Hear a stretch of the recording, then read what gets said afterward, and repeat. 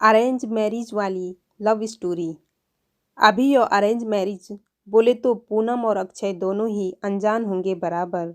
दोनों ही अनजान थे। उनकी शादी दोनों के परिवार वालों ने मिलकर पक्की की। दोनों ही मिडिल क्लास परिवार से थे। अभी अरेंज मैरिज है तो दोनों में दिखने और दिखाने की प्रोसेस तो होगी ही। 15 अक्टूबर की यह बात है। अक्षय और उसके माँ पापा के साथ पूनम को देखने आए थे। पूनम एक काफ़ी सुंदर लड़की थी। अक्षय को वो पहली ही नज़र में बहुत पसंद आई। उसने पूनम को रिश्ते के लिए हाँ कहा और पूनम से पूछा, तुम्हारा क्या निर्णय है, क्योंकि तुम्हारा निर्णय ज़्यादा महत्वपूर्ण है। पूनम ने भी तुरंत हाँ कह दिया और बाद में दोनों की शादी की तारीख पक्की की गई। बहुत धूम धड़ाके के साथ दोनों की शादी कर दी गई। उनकी शादी अक्षय के घर पे हुई। अक्षय का घर शहर के 1 BHK घरों जितना था। शादी की सारी विधि खत्म हुई। बाद में दोनों अपने रूम में फ्रेश होकर अपने कपड़े बदल कर आते हैं। दोनों की वह शादी की पहली रात थी। अक्षय धीरे से पूनम को आवाज़ देते हुए बोलता है, आज से हमारी नई जिंदगी की शुरुआत है। ऐसा बोलकर पूनम को गले लगाने की कोशिश करता है, पर पूनम उस पर चिल्लाती है और बोलती है, तुम मुझे जरा भी पसंद नहीं हो और मैं तुमसे प्यार भी नहीं करती, इसलिए मेरी तरफ से तुम कोई भी उम्मीद मत करना। अक्षय उसकी बातें सुनकर हैरान हो गया, पर हिम्मत करके उसने पूनम से पूछा, पूनम अगर ऐसा ही था तो तुमने मुझसे शादी क्यों की? मैंने तुम्हारे साथ ज़बरदस्ती नहीं की थी। मैंने पूछा भी था तुम्हें, फिर तभी क्यों नहीं कहा मुझे? इस बात पर पूनम बोली, मुझसे कुछ मत पूछो। 2-3 महीने एडजस्ट करो और उसके बाद हम डिवोर्स लेकर अलग हो जाएंगे। यह सुनकर अक्षय को धक्का लगा। उसने पूनम को समझाने की बहुत कोशिश की, पर उसने अक्षय की कोई भी बात नहीं सुनी और वह अपने निर्णय पर डटी रही। अक्षय उसे बोला, ठीक है, तुम्हें यही ठीक लगता है तो यही करेंगे, पर मेरे एक बात मानोगी क्या? पूनम बोलती है, क्या? अक्षय बोलता है कि एक छोटी सी मदद करोगी। जब तक माँ पापा यहाँ हैं तब तक तुम यहीं पर रहोगी। एक बार वो गांव चले गए तो फिर सब तुम्हारे मुताबिक होगा।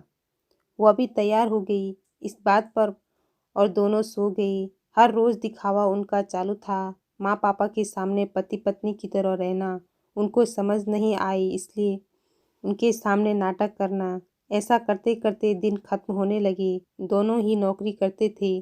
फिर रोज के टाइम टेबल के अनुसार अपना अपना काम खत्म करके काम पर जाना। अक्षय रोज पूनम से प्यार से बोलने का प्रयास करता, पर पूनम अक्षय को अनदेखा करती थी, क्योंकि पूनम की एक ही इच्छा थी कि उसको जल्दी शादी नहीं करनी थी।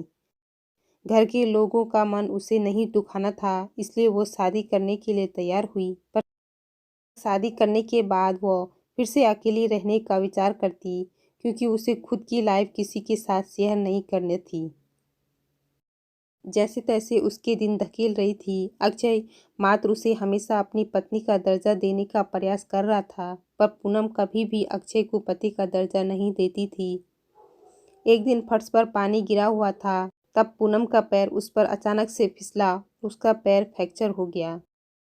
अक्षय तुरंत उसे डॉक्टर के पास लेकर गया। उसका इलाज होता है। डॉक्टर कहता है पैर पर जरा सा भी जोर नहीं देना है, उसकी काफ़ी देखभाल करने के लिए बोलते हैं। फिर क्या, अक्षय उसका बहुत ख्याल रखने लगा। हर रोज़ उसके पैर की मालिश करता था।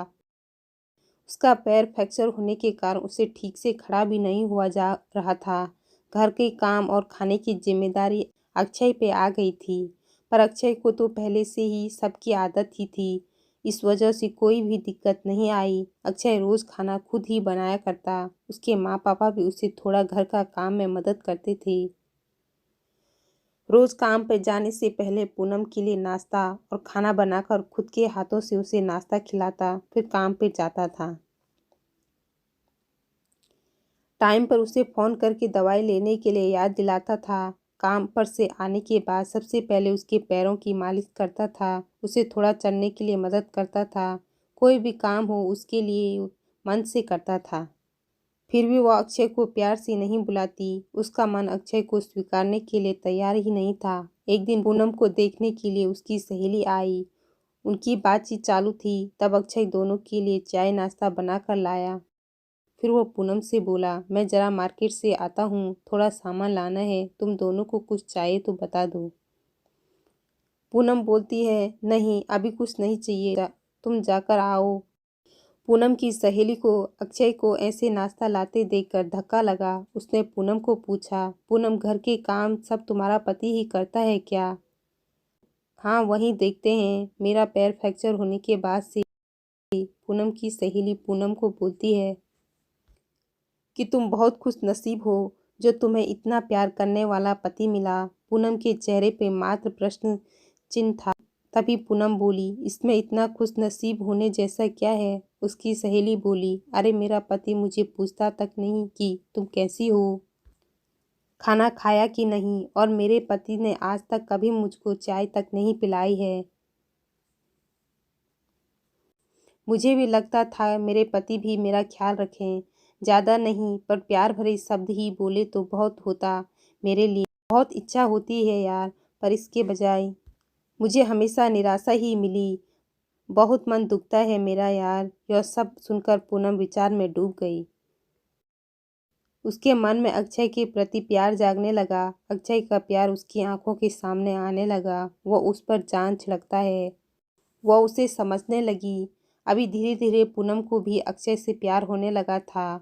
वो उस पर विश्वास करने लगी थी।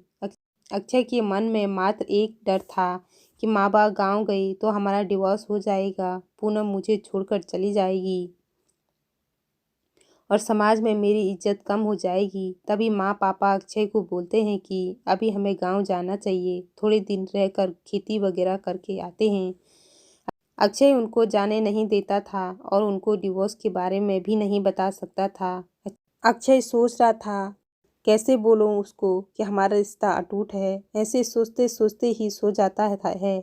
सुबह उठता है तो देखता है कि पूनम बहुत जल्दबाजी में थी। वह जॉब पर जाने के लिए निकलती है। तब जाते जाते पूनम बोलती है कि अक्षय टिफिन बना कर रखा है, लेकर जाना, कपड़ों को इस्त्री करके रख दिया है और नाश्ता भी करके जाना, और जहाँ आज घर जल्दी आना, यह बोलकर निकल गई। अक्षय मन में ही सोचने लगा कि जिसने आज तक एक गिलास पानी तक नहीं दिया, आज अचानक ऐसे उसने इतना सब कैसे किया। अक्षय का मन बहुत अशांत हुआ। वह भी सब काम करके ऑफिस के लिए निकल गया। उसके मन में बस इतना ही चालू था कि आज हमें डिवोर्स के बारे में बोलना है। शाम का वक्त होता है। पूनम के बताए अनुसार अक्षय घर जल्दी आता है। पूनम ने खाना बनाकर सब काम निपटा कर रखा था। घर पर आते ही उसे चाय देती है। यह सब अक्षय के लिए नई बात थी। चाय पीते पीते अक्षय धीरे से पूनम से पूछता है, पूनम तुम ठीक तो हो ना? तुमने निर्णय तो लिया ही होगा ना, मुझे छोड़कर जाने वाली हो, इसलिए ये सब कर रही हो ना? इस पर पूनम बोलती है, मैंने अपना फैसला ले लिया है और मैं कहीं पर भी नहीं जा रही हूँ। मेरी पूरी जिंदगी मैं तुम्हारे साथ जीना चाहती हूँ। और जाकर अक्षय को गले लगा लेती है और बोलती है, मैं तुम्हें छोड़कर कहीं नहीं जाऊंगी। मैं तुमसे बहुत प्यार करने लगी हूँ। अभी यह हमारा रिश्ता कोई भी नहीं तोड़ सकता। जिंदगी में बहुत बड़ी भूल हो गई होती मुझसे अगर मैं तुम्हें खो देती। अरेंज मैरिज करके भी तुम्हारे जैसा इतना प्यार करने वाला पति मुझे मिला, यही मेरी खुशनसीबी है। कहानी पसंद आए तो वीडियो को एक लाइक ज़रूर कीजिएगा और आगे भी ऐसी ही कहानी पढ़ने और सुनने के लिए चैनल को सब्सक्राइब करके ज़रूर रखिएगा।